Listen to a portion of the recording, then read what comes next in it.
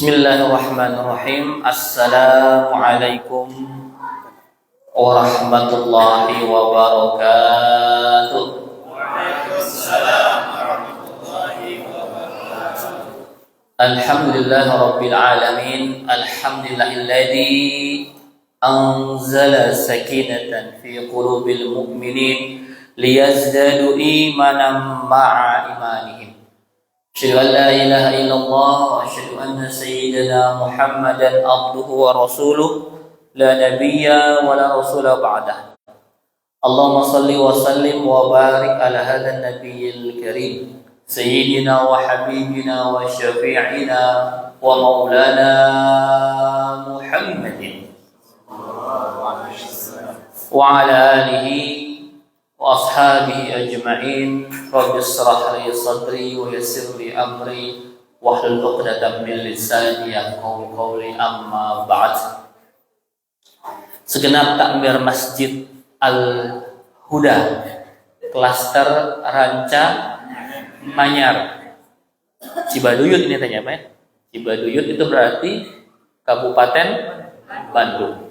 Yang saya muliakan, yang saya hormati seluruh jamaah Masjid Al-Huda, bapak-bapak, ibu-ibu, adik-adik, insya Allah semua calon penghuni surga, amin. Alhamdulillah, sudah lama tidak ke Bandung, ya sudah hampir setahunan lah saya jarang ke Bandung ya. Saya lebih banyak sekarang ke pelosok-pelosok Indonesia Pak, sampai ke ujung-ujung. Terakhir kemarin dari Ampana itu 8 jam dari kota Palu. Ya. Besok saya mau ke Berau itu di Kalimantan Timur, 14 jam dari Balikpapan. Setelah itu ke Bangka Belitung berkeliling, lalu ke Sorong dan ke Raja Ampat. Jadi saya tuh dari barat ke timur, alhamdulillah sudah bertemu dengan begitu banyak saudara-saudara se-Indonesia yang Masya Allah, ternyata umat Islam ini luar biasa. Ternyata umat Islam ini kuat, solid, banyak, dan girohnya itu luar biasa. Semangatnya luar biasa. Ini yang ditakuti sama musuh-musuh Islam. Ya. Musuh kita itu tidak mau umat Islam bersatu. Karena itu dipecah dengan berbagai macam cara. Supaya kita tidak bersatu. Digerogoti dari dalam sendiri umat Islam. Makanya jangan aneh kalau ada umat Islam, sesama umat Islam berantem. Ada nggak? Banyak. Di masjid ada yang berantem nggak? Ada. Pernah saya dakwah di sebuah kota di Kalimantan, kota besar di Kalimantan. Ini intermezzo ya sebelum kita masuk materi ya. Sedikit kilas balik dakwah saya. Di sebuah kota di Kalimantan ada masjid Pak, besar, bagus karena kotanya kaya raya, penghasil minyak. Ya. Masjidnya bagus tapi di situ DKM-nya nggak akur. Gara-gara apa biasa nggak akur DKM itu? Perbedaan masalah iya, masalah fikih. Ya. Ya gampang, yang satu mau kunut, yang satu enggak, berantem. Yang satu zikirnya dikerasin, yang satu diem-diem baik, pas ya, gitu ya. Yang satu mau maulid, yang satu enggak, berantem. Itu Bapak enggak ketemu, tidak ketemu. Cerita sama saya mereka. Ayo mangga Ibu calik, ulah ribet sorangannya mangga. Mangga duduk. Oke, siap. Itu DKM-nya enggak akur, enggak bisa akur, sampai buat DKM baru, namanya DKM Perjuangan.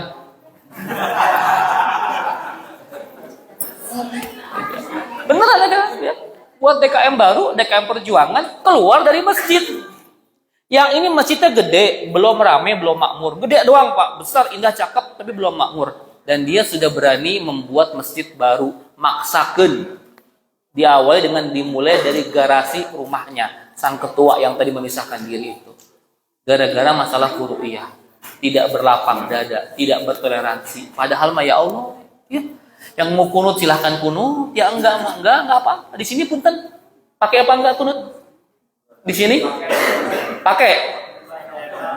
Kadang pakai, kadang enggak. Ya udah enggak apa-apa. Kalau imamnya kunut nih, dari saya di punten. Dari saya ya, sampaikan kepada antum semua, kalau imamnya kunut, walaupun antum enggak kunut, tinggal angkat tangan, apa susahnya? Amin, amin, gampang. Tidak membuat subuh Anda menjadi tidak sah. Kalau imamnya tidak kunut, jangan maksa kunut sendirian. Imam udah sujud, masih amin, amin, amin ini siapa? Ya, jadi kalau imamnya kunut kita ikut kunut, imamnya enggak kita enggak. Beres enggak? Beres. Sesimpel itu, semudah itu. Yang buat ribet itu kitanya sendiri. Ya. Yang kunut benar, yang enggak kunut juga benar, semua punya dalil, ada hujahnya. Yang salah siapa? Yang enggak subuh. Eta nu salah. Ibu-ibu, kalau laki-laki suami gimana sholat subuhnya? Ulangi, gimana? Jadi laki-laki yang tidak ke masjid namanya laki-laki solehah. Besok ibu ke pasar beli mukena warna pink.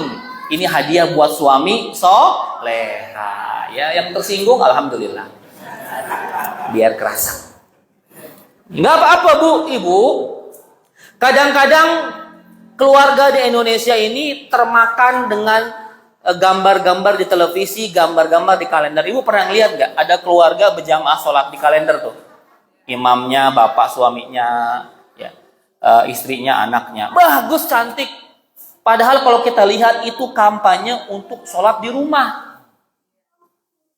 Ya, terus ibunya, istrinya, apalagi pengantin baru. Aduh, Kang, ulah Kang masih itu Kang. Ya, masih kangen ini, ya. Melarang suami ke masjid, di rumah saja jamaah sama neng. Nah, itu salah ibu-ibu, ya. Laki-laki sholatnya di masjid. Di rumah juga boleh kalau ada hujan badai. Lama di dia hujan badai tuh. Ya, kalau ada boleh tuh di rumah nggak apa-apa. Atau sedang ada uzur, ya. Atau sedang ada halangan. Ya. Ibu-ibu gimana sholatnya? Di rumah boleh, di masjid boleh. Kalau sama suami jalan boleh ke masjid, tapi kalau sendirian lebih baik di rumah. Wah, sendirian, mana dadannya menor. Wah, mau ibadah jadi malah jadi fitnah. Ya, sebaiknya ibu-ibu kalau sendirian sholatnya di rumah. Baik, itu intermezzo saja. Alhamdulillah sudah mulai banyak yang hadir. Saya nggak lama-lama lah di sini, cukup 5 menit ya. Udah lewat ya, betul ya. 5 menit waktu akhirat berarti. Saya nggak lama-lama di sini karena memang tadi ada janji ketemu dengan Habib Zainal, Ali Zainal Al-Kaf, insya Allah, tapi ya cukup lah ya. Nanti kalau yang masih kangen saya hari Ahad live 2 kali di TV One, ya. Ya, jadi insya Allah kalau masih kangen saya entar, tapi saya berbentuk kaca nanti, tidak berbentuk manusia nyata seperti sekarang. Jadi sekarang alhamdulillah mumpung masih ada di sini, saya akan menuruti request panitia, temanya tantangan keluarga akhir zaman. Akhir zaman mah serem. Kalau yang ngomong akhir zaman itu serem biasanya, tapi saya akan membuat tidak serem. Saya akan membuat menjadi ringan, ya, menjadi mudah dicerna. Saya nggak akan terlalu banyak ngomong tentang akhir zaman. Apa cirinya, apa tanda itu sudah pada tahulah insya Allah. Ya, kata ulama, ya, ketika ada tanda-tanda akhir zaman, cukup diketahui, tidak untuk diprediksi. Tidak untuk ditebak-tebak, ini teh sudah masuk apa belum? Kapan itu terjadinya? Kiamat teh kapan? Jangan. Tidak untuk ditebak-tebak. Akhir zaman cukup kita tahu ciri-cirinya, kita yakini itu mungkin sudah terjadi hari ini, supaya apa? Supaya kita makin eling, taubat, itu aja. Ustadz, kiamat kata ini tahun segini, oh percaya sama itu, jatuhnya bisa syirik. Dulu ada yang bilang kiamat 2012, sekarang udah lewat 10 tahun nggak kiamat. Ya. Nanti mobil ada bilang kiamat 2000 sekian, jangan percaya. Ya, serahkan semua kepada Allah. Begitu. Yang penting kita persiapin diri. Udah siap belum Bapak Ibu kalau ketemu kiamat? Saya tanya, Bapak Ibu kalau ketemu kiamat sudah siap belum? Kiamat yang paling kecil apa buat diri kita? Kematian. Sudah siap mati? Ibu sudah siap mati? Kira-kira Israel kalau mau nyambut nyawa kita nanya nggak? Ibu siap apa nggak? Nanya nggak? Enak ya kalau nanya ya. Israel, assalamualaikum. Siapa Israel? Saya mau nyambut nyawa ibu, perintah Allah, bisa nggak? Ntar aja. Tunggulah setahun lagi, saya mau tobat dulu. Enak bener ya kalau begitu ya. Israel mencabut nyawa kita, tidak ada SMS dulu, tidak WA dulu, ya, nggak ketok-ketok pintu dulu, tahu-tahu di samping kita aja. Kira-kira nih, punten, di masjid ini mungkin tidak ada Israel. Coba ulangi lagi, ayo. Kira-kira dalam pengajian ini mungkin ada Israel tidak? Kira-kira kalau pas pengajian bisa nggak Israel mencabut nyawa kita? Bisa nggak? Ibu bapak mau? Kenapa nggak mau? Jihad ini. Kata Rasulullah, man kharaja fi talabil ilmi fahuwa fi sabilillah hatta yarji'a. Barang siapa keluar dari rumah untuk menuntut ilmu, maka dia sedang jihad fi sabilillah hatta yarji, sampai pulang lagi. Ibu sekarang lagi jihad, makanya kalau pas mati sekarang, mati syahid. Mau? Mau? Serius? Saya doain nih. Iya. Pokoknya kapan saja kematian bisa menimpa kita, jangan ditanya, jangan ditebak-tebak. Intinya kita harus mempersiapkan diri. Cukup apa tidak bekalnya. Sekarang insya Allah ini salah satu cara kita untuk menyiapkan diri kita, mengumpulkan bekal kita jika sewaktu-waktu Israel datang kepada kita. Tantangan keluarga akhir zaman. Sebelum itu kita flashback dulu. Ini di sini kebanyakan saya lihat muka-muka sudah berkeluarga ya. Ada yang jomblo di sini? Boleh unjuk tangannya jomblo? Ayo jomblo. Jomblo ngacung. Yang jomblo ngacung, saya mau doain. Dia sedang safar ini. Ayo. Ngacung aja teteh. Jangan malu. Yang nggak ngacung jomblo selamanya. Ayo jomblo, mana jomblo? Satu. Anak-anak gak usah ngacung gak usah anak-anak. Yang cowok jomblo di dia ya? Ada, jomblo, jomblo ya sih itu jomblo. Di masjid mah jomblo ya. Bu, dicatat bu, bahaya itu bu kalau gitu. Jomblonya pas di masjid itu saya. Ya. Jadi dulu tujuan kita berkeluarga menikah apa sih? Ibu, dulu tujuan berkeluarga menikah apa? Ada yang tahu? Apa emang udah dituntut sama orang tua? Apa memang kecelakaan gitu? Bapak menikah dulu kenapa Pak? Ada. Ya memang sudah waktunya Ustaz. Ya jawaban yang paling normal begitu ya. Menikah itu tujuannya untuk ibadah. Nah itu dari awal tuh settingnya sebenarnya dulu tuh sebelum akad, sebelum ijab kabul, saya ini nikah untuk ibadah. Mau pasangannya cakep, mau pasangannya pas-pasan, saya nikah untuk ibadah. Ibu-ibu kalau dapat suaminya ganteng, alhamdulillah. Kalau dapat suaminya pas-pasan, istighfar Pak, astagfirullah. Berarti tiap hari ibu bangun tidur tuh bukan ngucap alhamdulillah ahyana ya, astagfirullahaladzim. Kebayang kalau ngeliat bapak istighfar mulu ya Pak ya. Jadi tujuan berkeluarga itu ibadah. Makanya wahai para jomblo yang belum menikah, kalau Anda menikah bukan karena orang tua, ya bukan karena saudara yang tiap hari habis lebaran nanya, kamu kapan nikah? Begitu ya. Pokoknya kalau orang tuh suka iseng aja habis lebaran nanya dulu. Sudah menikah apakah nggak akan ditanya? Ditanya lagi tahun depannya. Kapan punya anak? Sudah punya anak ditanya lagi nggak? Ditanya lagi kapan mau nambah anaknya? Kok cuma satu? Kasihan si AA itu nggak ada temennya. 1, 2, 3 udah punya semuanya, ditanya bapak kapan nambah lagi istrinya, begitu. Makanya orang mah jangan didengerin, nggak pernah kelar ya, pada julid amat jadi orang sih gitu ya. Nikah bukan karena orang lain, nikah itu karena ibadah. Kalau kita yakin itu Pak dalam berkeluarga, maka hidup ini akan terasa indah. Serius, ibu punten pernah berantem sama bapak? Seringnya ngalah, seringnya apa dikalahkan? Coba bapak sering ngalah apa sering dikalahkan Pak? Ngalah kita namanya Pak ya. Karena wanita selalu benar. Itu prinsip utama dalam berkeluarga. Istri selalu benar. Sabar si bapak padahal si ibu yang salah. Udah tahu tuh ibu salah aja punten ya. Ibu salah bapak sabar. Memang rumusan keluarga tuh begitu Pak. Saya selalu bilang, ini di buku saya. Sekalian promosi. Ini buku kedua saya. Pak Sutri keren, ini berisi tentang tips-tips, ada bagaimana mengolah marah menjadi cinta, ya, tips supaya rumah tangga harmonis dengan bahasa-bahasa ala saya yang lucu-lucuan begitu ya. Saya bilang buku ini seperti ini. Jika ada laki-laki suami istri ya berantem, berkonflik, pasti berantem ada lah ya, nggak mungkin nggak berantem, nggak mungkin nggak ada konflik.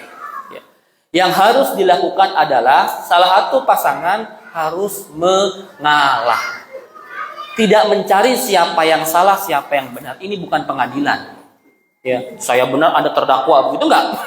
Pokoknya cari siapa yang mau mengalah duluan. Dan saya anjurkan yang dilakukan itu oleh suami. Karena laki-laki memang harus mengalah, Pak. Perempuan tuh egonya ya biasa kayak begitu, ya. Coba punten, contoh. Bapak Ibu lagi berantem. Ini semua salah mama. Enggak, papa, mama, papa sampai pagi. Mama, papa enggak kelar-kelar. Coba bapaknya ngalah sedikit. Ini semua salah papa, kata istri. Iya, ini memang salah papa. Punten nyamanya, ampura, minta maaf. Tuh, ngalah walaupun kita benar. Apa jawaban istri? Enggak, papa enggak salah. Mama yang salah, enak kan?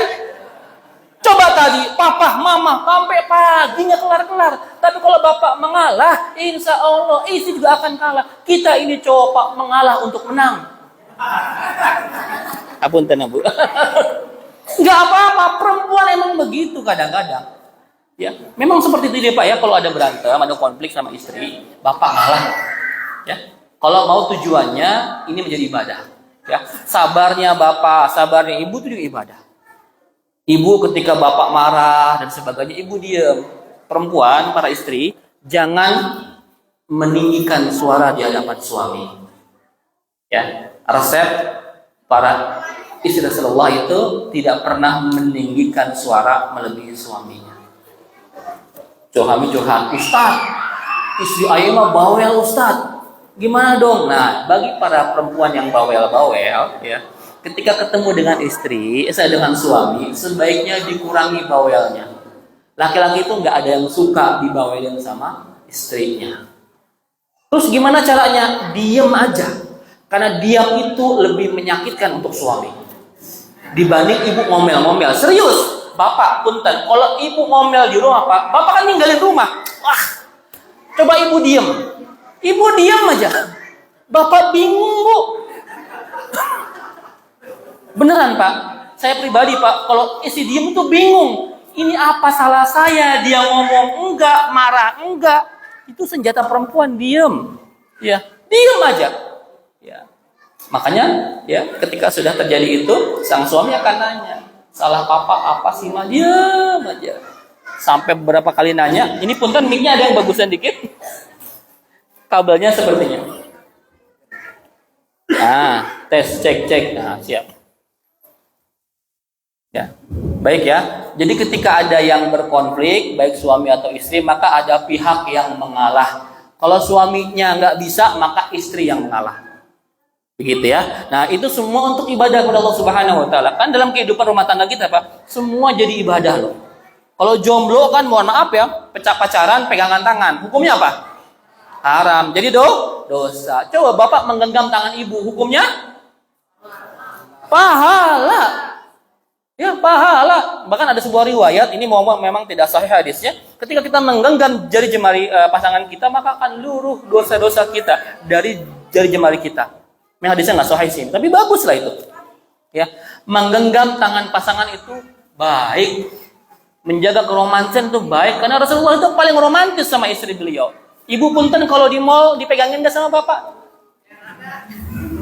Dulu pengantin baru ya sebulan, wow dipegang lengket kayak perangkok. Pengantin baru setahun 2 tahun masih lah ya. 3 sampai 5 tahun ke atas ya. Ketika di mall bapaknya di mana, ibunya di mana, gitu ya. Ya makanya jangan kalah sama orang pacaran. Itu orang pacaran menggenggam tangan ceweknya jadi haram, dosa. Ibu bapak saling menggenggam, pahala. Kalau saya pribadi kalau ke mall selalu pegangin tangan istri saya, bahaya kalau dilepas. Ya Pak ya, mau masuk udah nggak usah gitu. Pegangin gitu ya, aman buat kantong kita gitu ya. Jadi itu semua ibadah ya jadi menikah itu ibadah, berkeluarga itu ibadah. Juga sunnah Rasulullah SAW. Ya, Rasul pernah menegur, ada sahabat datang ke rumah beliau. Ya Rasulullah, dalam rangka menjaga ketaatan, ketakwaan kepada Allah, pokoknya aku nggak mau nikah. Tuh. Aku nggak mau nikah, pokoknya mau jomblo, mau fokus ibadah. Karena menikah itu mengganggu konsentrasi ibadah, kata dia.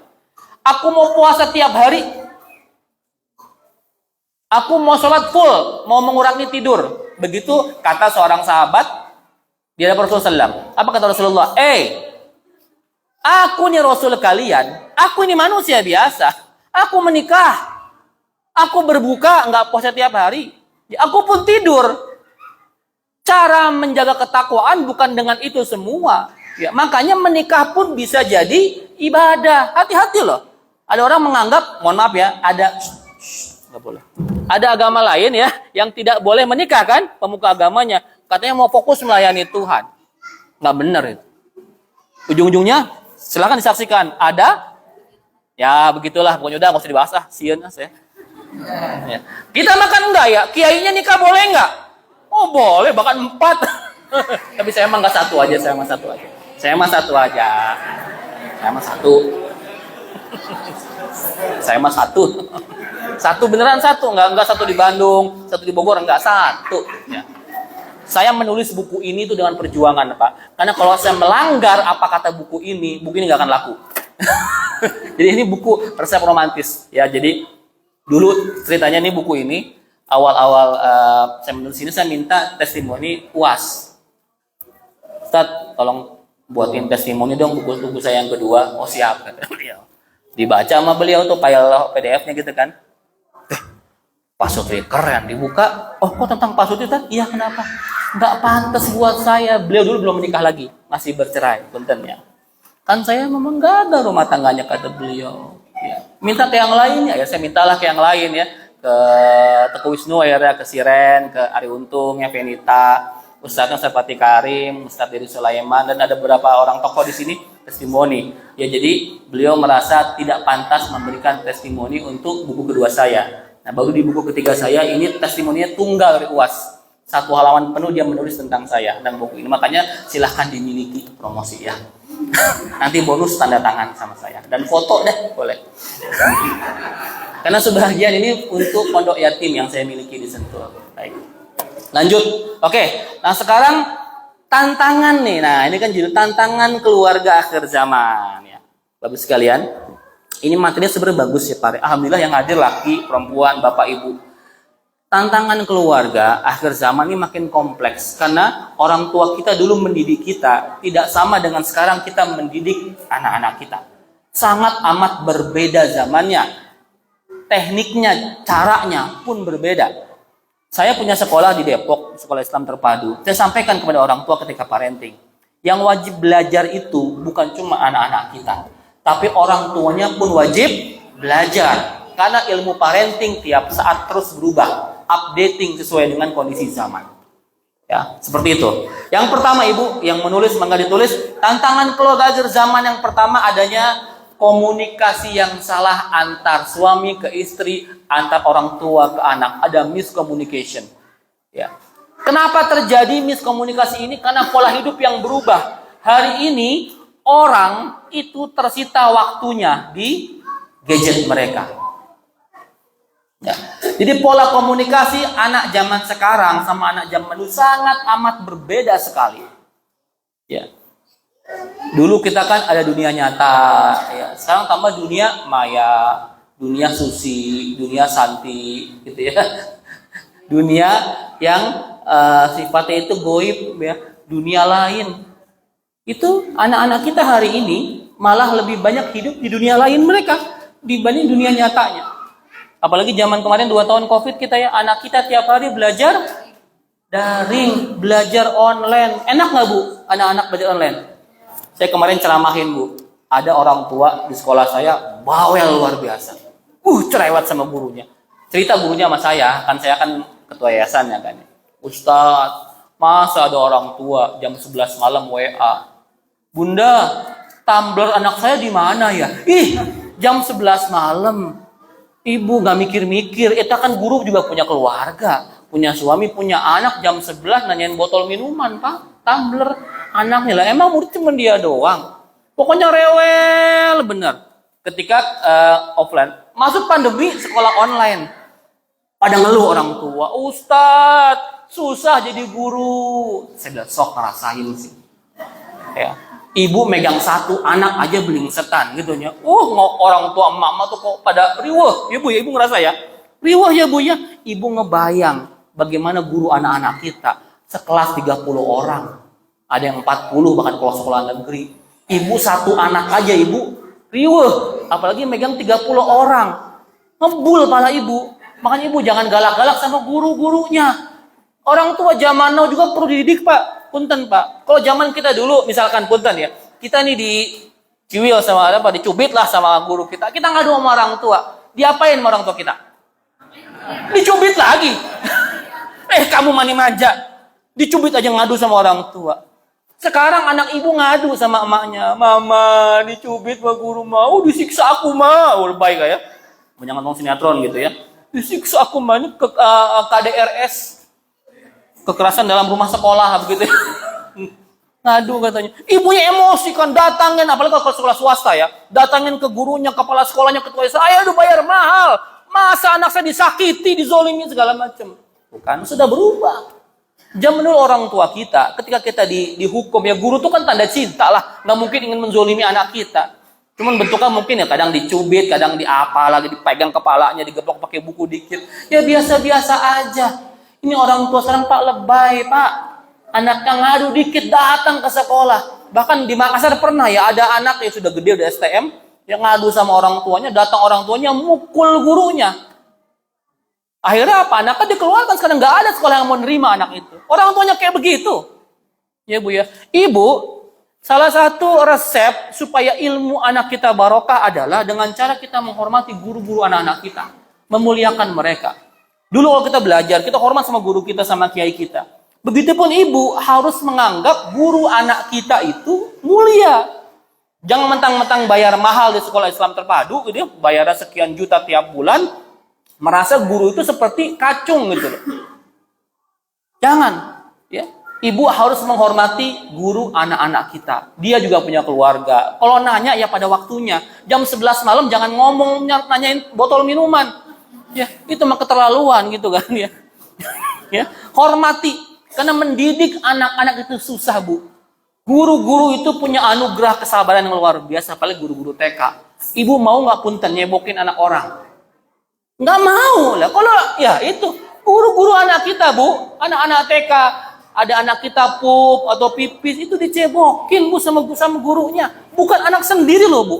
Megang kotoran anak orang. Ya Rabb. Ini saya doakan, saya bilang profesi terbaik di muka bumi ini guru TK, apa saya bilang Pak? Betulan, ya walaupun gaji nggak seberapa ya, tapi Masya Allah, guru TK itu Bu, lebih daripada orang tuanya. Dan kerennya, guru-guru TK ini, kalau ada guru TK di sini keren, saya bilang, guru TK itu menanamkan pondasi iman paling basic buat anak-anaknya, buat anak-anak muridnya. Coba, yang ngajarin sholat siapa biasanya? Guru TK. Yang ngajar Fatihah itu guru TK. Yang ngajar doa-doa harian guru TK. Makanya itu pahala ngalir semua buat guru TK-nya. Rugi Bu, saya bilang. Beneran ibu-ibu, kalau ibu punya anak di usia TK, jangan semua serahin ke gurunya. Diborong semua sama dia pahalanya, Bu. Satu dia, baca Fatihah aja. Baca Fatihah gampang ya. Bu, kalau bisa, atau Bapak lah ya, tolong ajarkan Fatihah langsung dari lisan orang tuanya. Kenapa? Karena Fatihah ini surah yang paling sering dibaca sehari minimal 17 kali, Pak. Anak kita, sampai nanti dia tua, sampai dia meninggal dunia, dia akan terus baca Fatihah 17 kali. Dan bagi orang yang pertama mengajarkannya, itu akan terus mengalir pahala jariah buat dia. Gara-gara satu ngajar Fatihah. Makanya Bu, jangan ngasih ke gurunya. Ntar buat gurunya semua pahalanya. Ibu sama bapak yang buat. Ibu yang hamil, ibu yang bertaruh hidup mati melahirkannya, bapak yang beliin popok sama susu, ngerawatnya, pahala buat guru TK-nya, rugi bandar. Ya, makanya anak-anak saya bilang, jangan terlalu cepat disekolahkan. Betul lah. Di Jakarta tuh ada anak sekolah 6 bulan. 6 bulan sekolah coba. 6 bulan Pak, karena bapak ibunya sibuk, 6 bulan di sekolahin, dititipin. 6 bulan, jangan, 6 bulan sekolah apa? Gitu ya. Justru anak-anak itu, Bu, sampai umur 4 tahun masih butuh kedekatan dengan orang tuanya. Kita mah kadang 2 tahun langsung masuk playgroup. Jangan, Bu. Saya bilang jangan deh 4 tahun deh. 4 tahun TKA, 5 tahun TKB, 6 tahun SD. Atau kalau mau 7 tahun berarti 5 tahun TKA, 6 tahun TKB, 7 tahun SD. Bagi bapak ibu yang sudah punya anak besar, sekarang ngerasa nggak? Dulu lagi anak kecil kita ribet ya. Ribet banget, kemana-mana pengen ikut. Pas udah gede, ngerasa kesepian nggak? Saya sudah mulai merasakan kesepian. Anak saya sudah kelas 3 SMP sama kelas 6 SD. Sudah tidak mau diajak kemana-mana. Tinggal satu nih bocah bungsu kelas 1 SD. Ini yang buat kami lucu ya. Nanti kalau dia udah gede, saya tinggal berdua sama istri saya.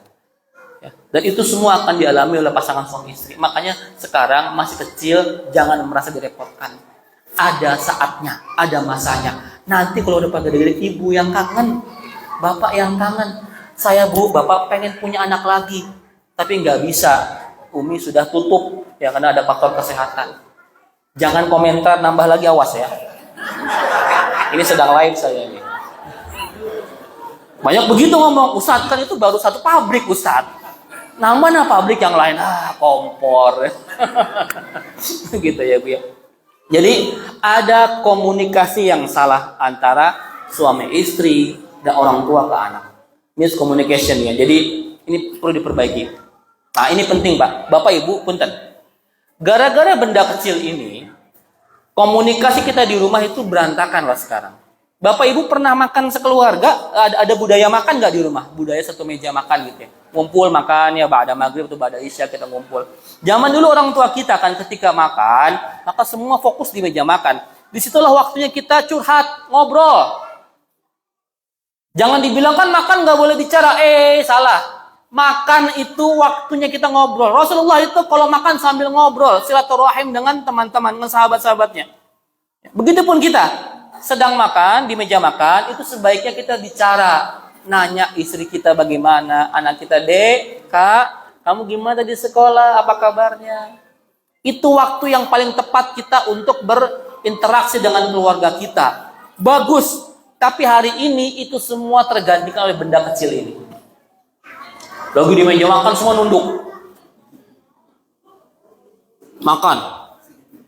Saya contohin dah. Makan. Semuanya, emaknya juga, gitu ya. Bapaknya juga semuanya, ya.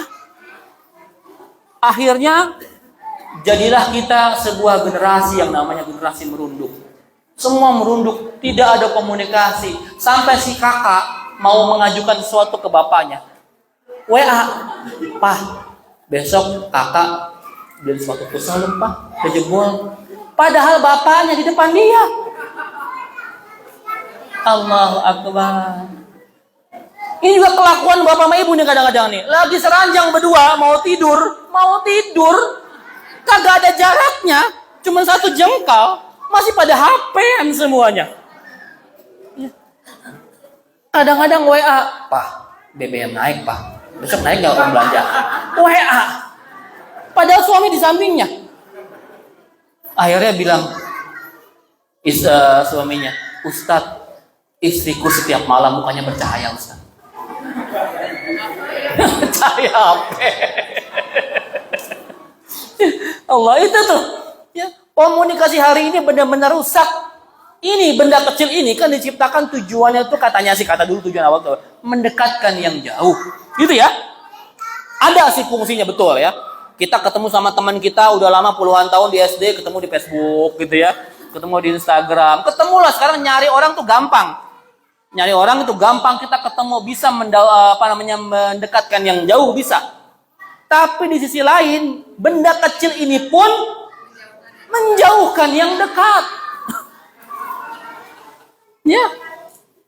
Kadang-kadang kita beruntung lah punya media sosial ya. Kita bisa ngumpul reunian. Walaupun kalau reunian saya pun sering komentar, Bu. Ibu bapak pasti punya grup ya. Grup WA ada ya. SD, SMP, SMA, kuliah, grup arisan, grup mancing, grup DKM, grup main futsal, main badminton, grup RT, grup RW, grup kelurahan, ibu-ibu grup geng pecinta drakor misalkan ya. Oh, banyakkan grup sampai hang nih handphone ya. Ya, ya. Ya. Itu kalau SD, SMP, SMA, kuliah gitu ya. Kita kan suka mau reuni tuh. Biasanya kejadiannya itu bulan puasa atau habis lebaran. Ya. Kalau bulan puasa biasanya bukber, ya. Kalau habis lebaran biasanya halal bihalal. Biasanya di grup SD lah, SD. Kita tiap hari kita chatting nih di grup nih rame, tapi kita nggak pernah ketemu. Yuk ketemuan yuk. Ayo gitu ya. Chatting semuanya. Kapan? Terserah. Pengalaman ya. Sama. Itu nggak beres loh kalau nggak ada yang volunteer. Udah saya semua yang ngurusin. Nah, ada seorang biasa kan di grup tuh ada yang mau ribet, adalah 1-2 orang, ada yang mau ribet, ada. Oke lah, saya panitia, siap. Tapi nurut semua, ayo siap tentangnya. Ayo ditentukan tanggal segini halal lebih halal, ketemu di sini semuanya, sepakat semuanya, susah ngumpulinnya, sudah iuran sebagainya. Tibalah waktunya semua berkumpul reuni SD. Wah, ya, sudah pada pakai dandan segala macam SD ya. Bentuknya gimana juga nggak tahu sekarang gitu ya. Masih berubah bentuk kan. SD gitu ya. Datang semua ke restoran. Kamu siapa ya? Gitu. Udah berubah ya. Aku kan ini, pelukan cipika-cipiki semuanya buat story Instagram. Masya Allah, sudah 30 tahun nggak ketemu sama ini. Ya. Jadi setelah foto selfie buat story semua menunduk lagi. Ya. Masing-masing sibuk dengan membuat postingan. Lalu apa gunanya reuni kalau begitu? Udah ngumpulinnya capek, ya, sampai ribet-ribet begitu. Tiba-tiba pas ngumpul sibuk dengan HP-nya masing-masing. Cuma cipika-cipiki, salaman, foto-foto, selesai. Ya. Apa gunanya reuni? Mendingan WA-an lagi aja udah di grup, nggak keluar duit. Ya. Itu kejadian kita ya, kebanyakan orang WA tuh kan ngobrol, harusnya ngobrol 30 tahun nggak ketemu, coba bayangin. Ngobrol, jangan malah buat status. Ya, sibuk buat status. Ternyata dulu dia yang jelek banget, kok cakep banget ya. Nah, jangan juga, buat apa? Ya. Makanya kalau saya nih, jadi panitia reuni, rules number 1, peraturan nomor 1, kumpulkan HP semua peserta. Ayo kumpulin semua masuk, sita HP-nya. Kita ngobrol. Pernah nggak? Saya pernah ngetes karyawan saya. Kita lagi ada acara healing karyawan saya. Ada game, apa itu? Lama-lama kuat-kuatan tidak menengok HP-nya. Kami lagi breakfast, acaranya di Cikole ya. Kumpulin semua HP. Puluhan HP di situ. Kan satu orang kan megang yang 2 HP gitu, ada mungkin hampir 100 HP loh. Simpen semua, jangan sentuh HP. Kita semua mengelilingi meja, ngobrol, HP di tengah-tengah kita. Ya. Tenet. Cuman ngeliat doang notifnya. Kring, bersaut-sautan gitu ya. Ada seorang karyawan saya yang nggak kuat. Blingsetan sekali. Kenapa?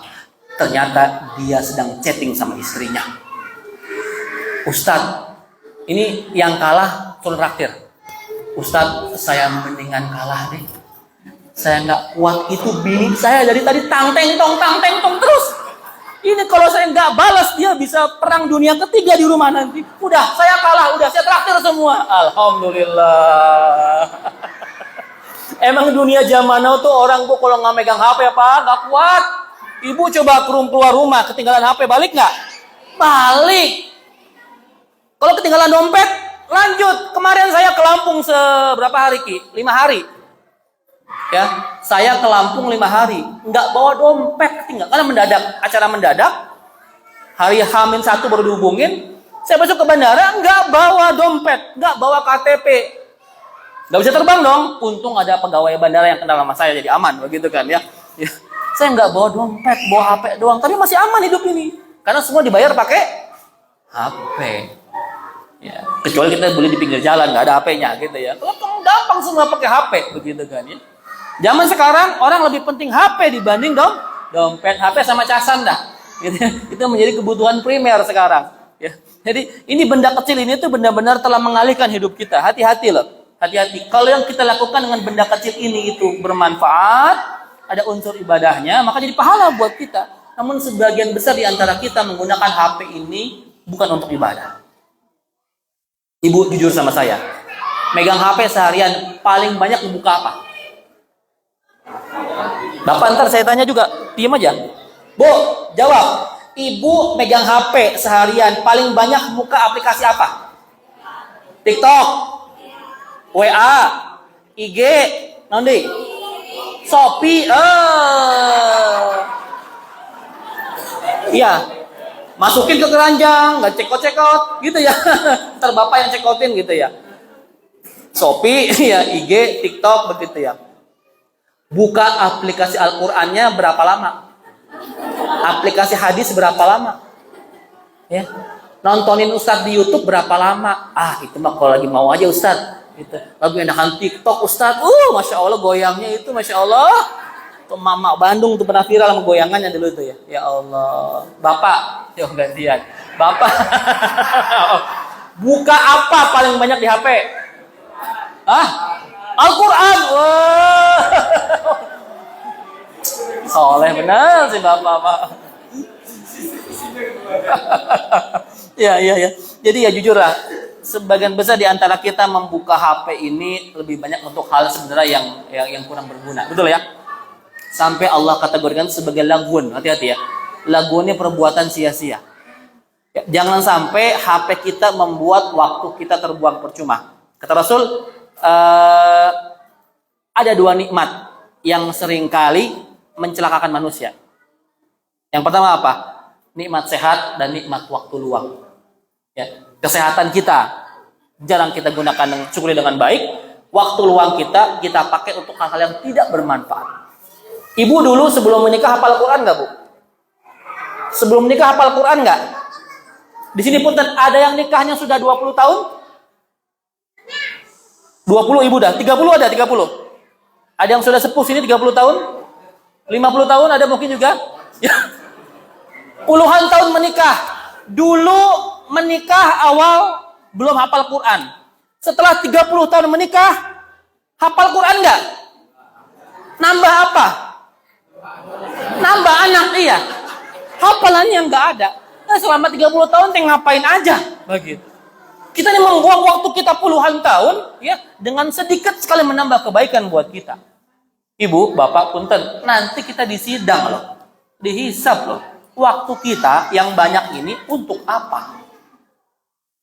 Ibu-ibu tiap hari matengin drama dengan sinetron, ikatan dinas, ikatan cinta gitu ya. Ikatan dinas. Yang kata ikatan dinas. Ya gitu. Ya, hati-hati Bu ya. Waktu kita ini bahaya loh Bu. Kita bisa masuk kategori lagun. Ya. Lagun itu perbuatan yang dibenci Allah Subhanahu wa taala. Perbuatan yang banyak menyia-nyiakan waktu. Gitu ya. Jadi itu yang pertama, tantangan keluarga zaman now itu adalah komunikasi yang salah. Yang kedua, nih tantangan keluarga akhir zaman nih. Ibu pernah ngedenger nggak istilah motherless and fatherless? Pernah ya, Bapak tahu? Nggak tahu ya, nggak apa-apa sih nggak tahu mah. Ini saya mau terangin sekarang. Fatherless dulu ya. Fatherless itu apa? Itu bahasa Inggris. Ya. Fatherless itu dunia tanpa ayah. Ayahnya mah ada, bukan anak yatim, bukan. Ayah ibu lengkap, tapi keberadaan ayahnya hampir tidak ada. Ayahnya ada, tapi anak itu nggak merasa kehadiran sang ayah di rumah. Nah, kita muhasabah bareng-bareng ya. Dia punya bapak, bapaknya bekerja mencukupi kebutuhan dia setiap hari, tapi dia merasa nggak punya bapak.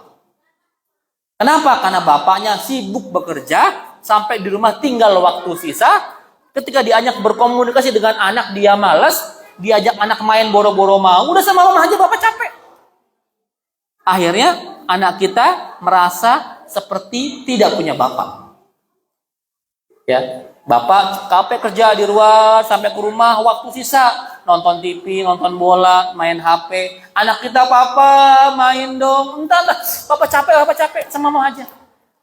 Fatherless situation namanya itu ya. Dunia tanpa ayah. Anak-anak di Indonesia hari ini mengalami fase itu. Di mana mereka punya ayah tapi tidak merasakan kehadiran ayahnya. Bapak ibu kalau pengen anaknya ke masjid, yang laki-laki ke masjid ya. Apakah cukup dengan menyuruh dengan kalimat, dengan kata-kata? Tidak. Ambil tangan anaknya, yuk nak sama ayah, yuk sama papa, yuk ke Al-Huda bareng-bareng jamaah. Itu yang paling baik. Dibanding kita ngomong sama berbusa-busa, nggak ada gunanya. Nah, sana ke masjid udah jamaah, bapaknya lagi begini aja. Ya, nggak didengar. Ya, bapak ibu kalau menginginkan yang terbaik buat anaknya, maka lakukan dulu, contohkan dulu kepada mereka. Ibu juga demikian. Ketika azan berkumandang, Allahu Akbar, Allahu Akbar. Nah, sholat nak, ibunya masih asik dengan yang lain, nggak didengar bu. Ya. Nah, hafal Quran nak, bapaknya nggak ikut ngapal, nggak ada gunanya. Apapun yang kita inginkan buat anak-anak kita yang baik-baik, maka lakukanlah kita lebih dulu. Contohkan lebih dulu. Karena contoh dari orang tua itu jauh lebih hebat dibanding 1000 kata-kata. Ya, itu fatherless. Yang kedua motherless. Punya ibu, tapi tidak merasakan kehadiran ibunya. Ya. Ibunya asik dengan kesibukannya sendiri. Ibu pernah baca nggak sebuah cerita viral dari anak kelas 3 SD? Puisi. Judulnya apa? Andaikan aku jadi HP. Itu buat nyentil emak-emak tuh. Mama, andaikan aku menjadi HP yang setiap hari engkau belai, engkau pegang-pegang, engkau bermain dengannya, engkau tersenyum dengannya. Mama gitu ketawa ketiwi ngeliatin HP ke orang gila. Ya. Aku ingin menjadi seperti HP tuh. Anak kita, anak kelas 3 SD, Pak, pengen menjadi seperti HP. Tiap hari diperhatiin sama emaknya, sama bapaknya. Ya bu ya, jangan ya bu ya. Kalau anak kita ajak main bu. Saya malah ngiri bu sama zaman-zaman dulu orang tua kita. Orang tua kita bang nggak ada HP, nggak ada gadget, tapi kita jadi kayak sekarang. Kita pada kreatif ya zaman dulu ya. Orang tuanya ngajak main apa, kayak main kuda-kudaan, kayak main apa, kayak. Sekarang Pak Ibu sekalian, benda kecil ini membuat orang tua nggak kreatif, betul nggak? Anak kita rewel dikasih. Jangan anak TK, anak 6 bulan, 7 bulan sekarang kalau lagi rewel dikasih HP, diem dia. Tuh. Sekalian di YouTube, Upin Ipin selesai. Ya. Begitu. Ya. Dan kita sudah keenakan karena merasa anak kita tenang dengan dikasih HP, aktivitas kita nggak keganggu, anak kita kecandu. Addiktif, gadget addiktif. Ini sama dengan kecanduan narkoba. Bisa membuat jiwanya terguncang. Di Banyuwangi ada anak SMK gila masuk rumah sakit jiwa karena gadgetnya. Jadi gilanya ngapain bu? Begini, gila tapi dia gara-gara benda kecil ini. Hati-hati ya, hati-hati Bapak sekalian. Saya bukannya kita memang sudah hidup dengan HP hari ini, tapi jangan sampai HP ini memperbudak kita, menguasai hidup kita. Ya, saya malah bilang ke beberapa orang tua di sekolah saya, yuk kita buat one day without gadget, atau 1 hari tanpa HP, atau jangan 1 jam lah, 1 jam tanpa HP. Apa itu? Dari maghrib ke isya simpan HP jauh-jauh. Ya kalau ibu bapak udah pulang di rumah ngumpul dari maghrib ke isya, tolong jangan ada gadget di antara kita. Ya, di situ ngapain? Ya jamaah sholat, ngaji di situ, belajar di situ sampai isya. Jangan ada gadget kalau bisa. Termasuk bapak walaupun untuk kerjaan kayak bisnis kayak udah. Pokoknya dari jam 6 sampai jam setengah 8 saya nggak boleh ada gadget di rumah. Dan kalau malam ya sebelum tidur, ya oke lah buka HP sebentar mencek-cek email dan sebagainya. Matikan HP ibu bapak punten. Apalagi kalau ada anaknya di kamar, jangan biarkan kita tidur di kamar yang HP-nya masih nyala. Kenapa? Ada gangguan sinyal. Emang ngepek Ustadz? Yang ngepek. Kapan ngepeknya? Sekian puluh tahun yang akan datang. Hati-hati. Apalagi ada yang ngelonin HP. Ada nggak? Tidur HP di sampingnya gitu kan. Hati-hati loh. Ya, bapak ngantongin HP juga Pak. Kalau bisa jangan di kantong begini Pak. Ya itu juga sinyal Pak. Bisa mempengaruhi kejantanan bapak loh nanti. Hati-hati. Benar ini kata medis begitu ya. Kalau mau HP-nya matikan tuh di airplane mode gitu ya. Dimatikan selulernya begitu ya. Ya, jadi HP jangan sampai memperbudak kita. Ya, itu membuat kita menjadi sering kali miscommunication, ada fatherless, motherless yang membuat rumah tangga kita tuh sepertinya apa ya? Jauh dari kata-kata sakinah, mawaddah warahmah. Semua asik dengan kehidupannya masing-masing. Anak-anak kita sekarang sudah merasa punya teman, Bu. Teman kamu berapa nak sekarang? Ada 5.000 dong ayah. banyak amat. Di mana? Instagram. Ya. Saya follower sempat hampir 1 juta dulu, Bu. Sebelum di ban. Di ban saya 2,5 tahun di ban saya. Terus turun sampai tinggal 440 ribu. IG saya tuh, ya. Di antara 440 ribuan orang teman saya, yang saya kenal berapa? Nggak nyampe 1000 paling. Beneran. Apalagi di Twitter, banyak akun robotnya. Jadi ibu bapak, jangan merasa bangga punya teman banyak di sosial media. Itu banyak teman goib. Ya, tetap kita seimbang aktivitas kita dunia nyata dan dunia maya. Anak kita disuruh main keluar. Ya ada, kalau zaman dulu mah, Ustadz, anak saya mau ribet banget ya, padahal keluyuran mulu. Itu zaman dulu ya, orang tua keribetan gara-gara anaknya suka main kemana-mana. Sekarang orang tua seneng, Ustadz sekarang mah saya enak. Anak saya tiap hari anteng, kalem, di kamar nggak kemana-mana. Saya bilang, itu lebih bahaya dibanding keluyuran. Mending anak kita main ke lapangan bola, ke masjid, kemana, silakan. Nih Pak, dia di kamar, megang HP, ada wifi di rumah. Aduh, Bu, selesai itu. Ibu ya, punten Bu ya, jangan biarkan anak kita apalagi di bawah umur pegang gadget sendiri tanpa pengawasan orang tuanya. Jangan biarkan anak kita megang gadget sendiri tanpa pengawasan orang tuanya. Makanya orang tuanya harus cerdas, jangan gak. Coba punten, saya mau ngabsen di sini. Di sini siapa yang tidak punya smartphone orang tua? Gak ada ya, alhamdulillah ya. Masih ada yang pakai HP jadul di sini? Alhamdulillah gak ada. Kemarin saya pengajian ada HP jadul. Pakai HP yang zaman dulu Nokia seri apa begitu. Ya. Ustadz udah tua memang udah sepuh. Ustadz, saya nggak kasih materi tentang media sosial ya. Ustadz, bagaimana cara kita mengawasi sosial media anak kita? Sedangkan HP kami ini HP jadul. Ganti, saya bilang, Pak. Ya, HP yang smartphone, nggak usah yang mahal-mahal. HP Cina juga bagus sekarang mah. Ya, murah lagi HP Cina gitu ya. Kalau dipoto semua putih jadinya. Saya kalau mau pakai handphone Apple gerowak ini, kelihatan bener jerawat saya, kelihatan semuanya. Asli ya. Tapi kalau saya moto pakai kamera Cina, Masya Allah. Pori-pori saya nggak kelihatan. Ya, Imam ada sering ya, kalau foto putih bener gitu ya. Pas ketemu, kok buruk aslinya gitu. Punten ya. Punten. Makanya kalau masang profile picture tuh jangan berlebihan. Kasihan kalau mau janjian ketemuan sama orang yang belum kenal, nggak ketemu-ketemu ntar. Karena beda antara asli sama dipoto. Gitu ya. Sampai ada orang takjub banget dengan gambar profile picture-nya. Masya Allah ya. Kulit kamu sekarang putih, glowing, bersinar. Pakai skincare apa? Gitu ya. Apa jawabannya? Pakai Oppo skincare. Kadang-kadang Vivo skincare. Atau Xiaomi skincare. Gitu ya. Baik ya. Oke, lanjutnya tantangan keluarga di akhir zaman adalah pola parenting yang berubah.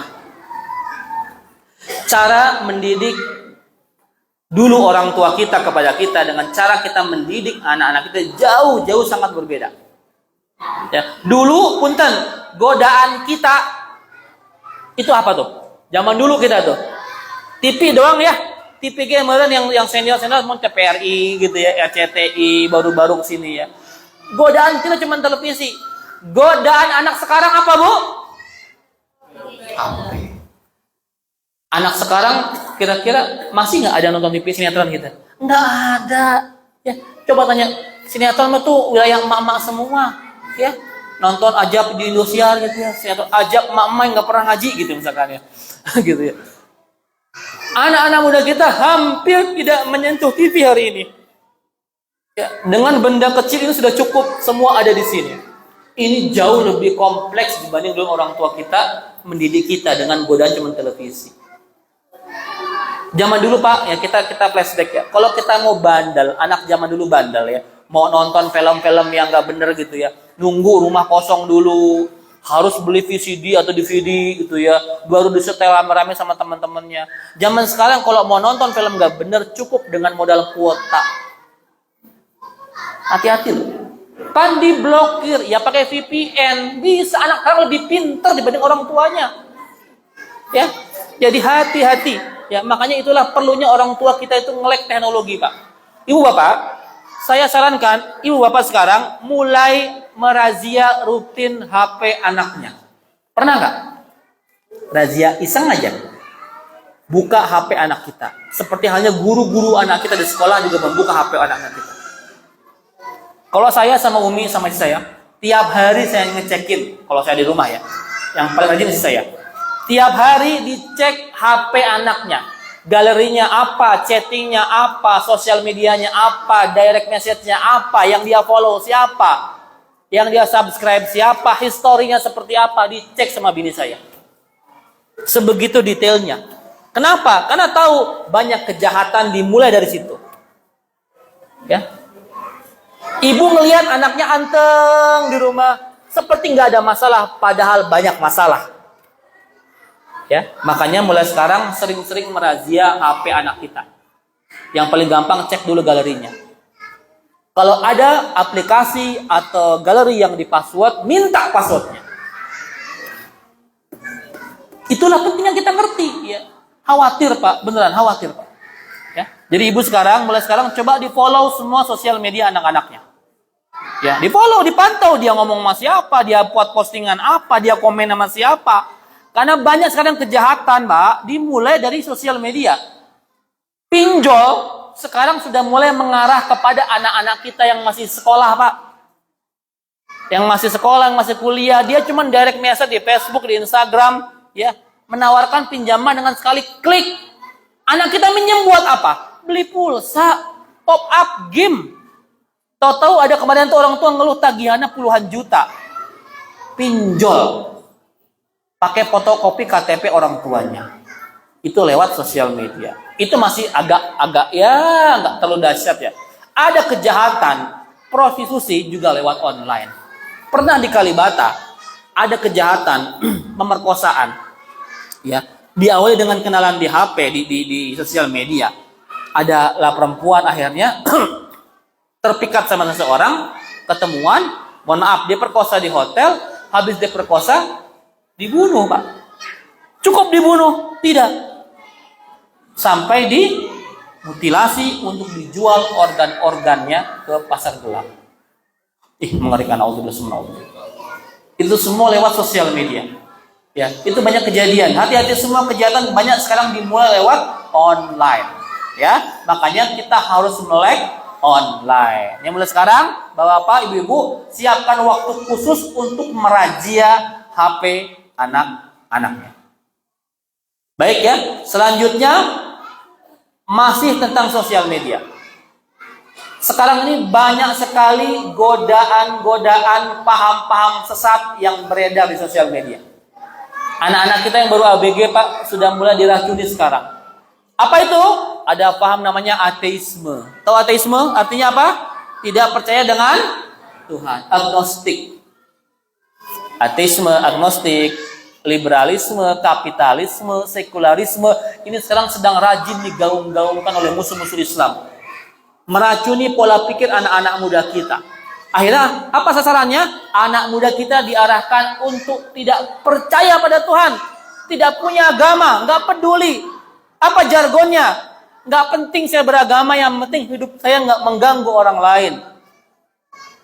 Tuh, saya mau sholat, mau enggak kek, saya mau judi, mau zina, mau apapun, yang penting saya nggak ganggu orang lain. Apa alasannya itu? Ada orang kayaknya beragama, bahkan dia gelar Pak Haji tapi korupsi. Buat apa? Yuk, kayak begitu. Ini mengerikan, Bu. Anak-anak kita yang SMP, SMA atau kuliah sudah mulai diracuni sekarang akan paham-paham sesat itu. Belum lagi ada serangan-serangan Ghazul Fikri. Ya. Ada sekarang, Ibu pernah dengar gak? Bapak pernah dengar gak namanya FWB? FWB tahu FWB apa? Friend with benefit. Bapak tahu artinya apa itu? Friend with benefit, Ibu tahu artinya apa? Pernah dengar gak FWB? Friend with benefit nih. Saya kasih tahu ya, yang sudah tahu alhamdulillah. Friend with benefit. Friend kan teman, with dengan benefit keuntungan. Berteman tapi dapat keuntungan. Apa keuntungannya? Bisa berhubungan suami istri tanpa konsekuensi. sama dengan free sex. Tapi namanya kekinian, FWB, friend with benefit. Ini sudah ada komunitasnya sendiri di sosial media. Namanya FWBers. Di Twitter ada, di Instagram ada. Saya pernah buka iseng, saya buka Twitternya. Di Twitter, masing-masing member mereka, aku pria lajang 25 tahun asal Cibaduyut misalkan. Ya. Begini, yang mau FWB-an sama aku, komen ya, atau DM ya, kita ketemuan di sini. Segala macam begitu, Bu. FWB itu berteman, tapi boleh ngapa-ngapain, tanda kutip gitu ya, dan nggak ada konsekuensinya. Diperparah lagi dengan beberapa influencer sudah menghembuskan isu itu. Silakan Ibu ketik FWB di YouTube, akan muncul beberapa orang wanita dengan pakaian seadanya yang mengkampanyekan FWB dengan begitu bangga. Mereka bilang, saya pelaku FWB, punya teman laki-laki 5 orang. Artinya dia berhubungan dengan laki-laki 5 orang. Astagfirullahaladzim. Baru FWB. Seks bebas, Ibu. Dan bangga. Jadi hari ini tuh orang bermaksiat bangga.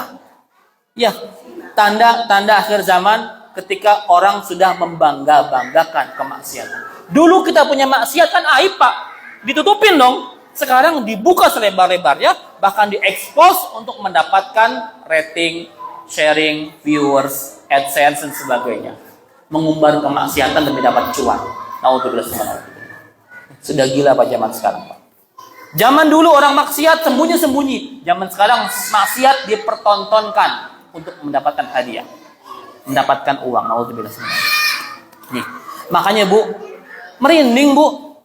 Kita ini gemeteran loh Bu. Kalau di masjid begini mah orang-orang baik Bu, insya Allah Bu. Tapi keluar dari masjid, masuk ke lingkungan kampus, ke mall dan sebagainya, di situ banyak transaksi kemaksiatan. Di kampus kata siapa orang-orang edukatif semua? Ya edukatif ya dia belajar, tapi di situ ada pelacuran di situ.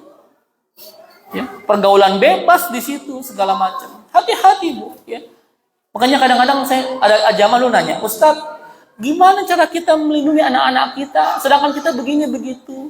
Ikhtiar semampunya, doa sama Allah, ya Rabb, jaga anak kami ya Rabb. Lindungi anak kami ini hamba yang dhaif lemah, nggak bisa ngawasi anak kita 24 jam.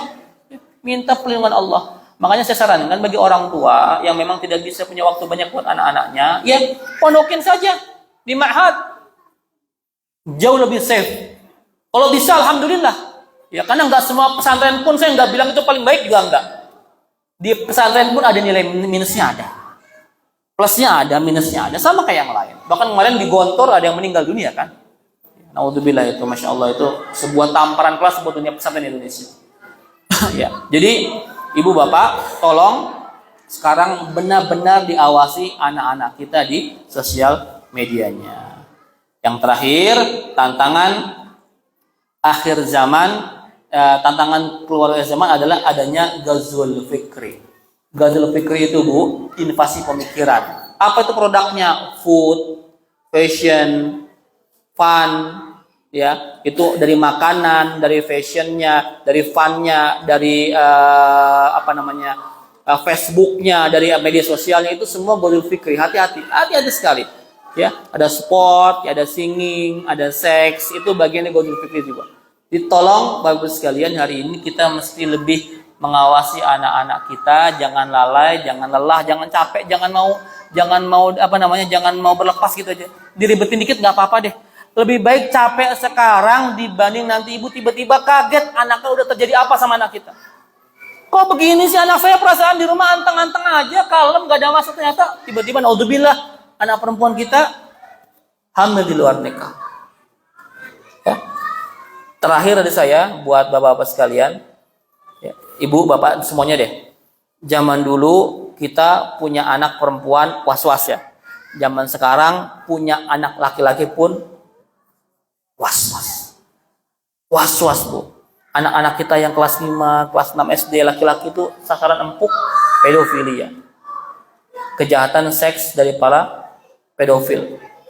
Belum yang perempuan juga ribet ya. Makanya ini perlunya kita belajar seperti itu ya Bapak, kalau punya anak perempuan Pak, Ini Pak, kenapa banyak anak perempuan kita melepaskan kehormatannya kepada laki-laki yang dia baru kenal? Karena rayuan laki-laki itu. Dulu selama hidup dengan orang tuanya, bapaknya nggak pernah memuji anak perempuan. Ini saya buat bapak yang punya anak perempuan, Pak. Punten ya. Kita ini orang tua adalah cinta pertama anak-anak perempuan kita. Ya, puji anak kita, my princess, anak cantikku, anak solehaku. Pokoknya bapak romantis lah sama anak perempuan. Jadi anak kita akan mengakui ayahnya sebagai cinta pertamanya. Kalau sudah seperti itu dekat dengan ayahnya, maka dia tidak akan mudah dipengaruhi oleh cowok-cowok di luar sana. Karena banyak anak perempuan nggak dekat sama bapaknya, tiba-tiba dia ketemu sama cowok yang dengan rayuan gombal segitunya, akhirnya dia menyerahkan harga dirinya kepada sang laki-laki. Ya, bapak dekat dengan anak perempuannya, berikan sentuhan kelelakiannya. Nah, pokoknya kalau ada yang menyakitimu, bapak akan sakiti 2 kali. Bapak akan melindungi kamu dengan segenap jiwa raga bapak. Jadi ketika tanya anak-anak kita, siapa cinta pertama kamu? Cinta pertamaku adalah ayah. Ibu dekat dengan anak laki-laki. Ya, berikan sentuhan feminisme supaya apa? Bukannya dibencong, enggak. Supaya dia menghormati perempuan. Seperti halnya dia menghormati ibundanya, supaya dia nggak gampang mempermainkan hati perempuan. Ya, itulah makanya parenting itu bukan tugasnya emak-emak aja. Saya kalau parenting senewan, Pak. Semuanya parenting, 95% yang hadir itu emak-emak. Kan sekolah suka ngadain undangan parenting buat orang tua, dua-duanya diundang. Yang datang 90% lebih itu ibu-ibunya. Kemana bapak-bapaknya? Padahal itu weekend. Nggak ada alasan kerja. Apa alasannya? Mancing, Ustaz. Mancing kerusuhan, saya bilang. Pak, Bu, parenting, pola pengasuhan itu bukan tanggung jawab ibu, bukan, salah besar. Dua-dua, jangan bapak juga. Dua-dua. Karena sebagian kita punya mindset, saya udah capek Ustaz, cari duit Ustaz, itu mah tugas istri. Ya, nggak bisa begitu, Pak. Ini tugas bareng-bareng. Ya, madrasatul ula, kata Rasulullah gitu ya. Ibu-ibu itu madrasah pertama bagi anak-anaknya. Bapaknya kepala sekolah. Oh, iya kan? Ibu guru pertama, bapak kepala sekolah. Makanya ini sinergi penting. Ya, Bapak ya, jangan setengah hati, jangan setengah waktu untuk anak-anak kita. Ya, Bu ya. Kenapa dalam Al-Qur'an adanya surah Luqman? Luqman itu yang mendidik anak-anaknya ya. Nanti dibaca surah nomor 31 ayatnya 12 sampai 19. Itu tentang parenting Qur'ani. Kapan-kapan kita akan bahas nanti. Ya. Walaqad atayna Luqmanal hikmata an yashkur lillah wa may yashkur fa innama yashkuru li nafsihi wa man kafara fa innallaha ghaniyyun hamid. Selanjutnya apa? Wa idza qala Luqmanu li ibnihi wa huwa ya'idhuhu ya bunayya la tusyrik billah. Wa idza qala Luqman, dan ketika Luqman berkata li ibnihi wa huwa ya'idhuhu kepada anak-anaknya, dan dia berkata ya bunayya la tusyrik billah, wa anakku la tusyrik billah, jangan engkau mensekutukan Allah. Inna syirka la dzulmun adzim. Sesungguhnya syirik itu kezaliman yang paling besar. Pendidikan Luqman pertama kepada anak-anak adalah jangan syirik. Nomor 1. Luqman, kira-kira Luqman itu laki apa perempuan? Bu Luqman gitu ada? Istrinya Pak Luqman itu ya. Luqman itu laki-laki. Allah mencontohkan pola parenting dalam Quran itu dengan sosok seorang ayah, bukan ibu. Ya. Artinya apa? Bahwa pendidikan parenting buat anak-anak kita juga tanggung jawab bapaknya, ibunya. Seimbang semua, kita berkolaborasi, bersinergi untuk menjadikan kita, anak-anak kita, anak yang soleh dan saleh. Amin ya rabbal alamin. Demikianlah kajian kita pada malam hari ini. Sudah sejam lebih kita kajian. Saya berikan waktu ya, 10 sampai 15 menit untuk sesi tanya jawab. Terima kasih. Assalamualaikum warahmatullahi wabarakatuh. Mangga, silakan kalau ada mau pertanyaan. Bismillah.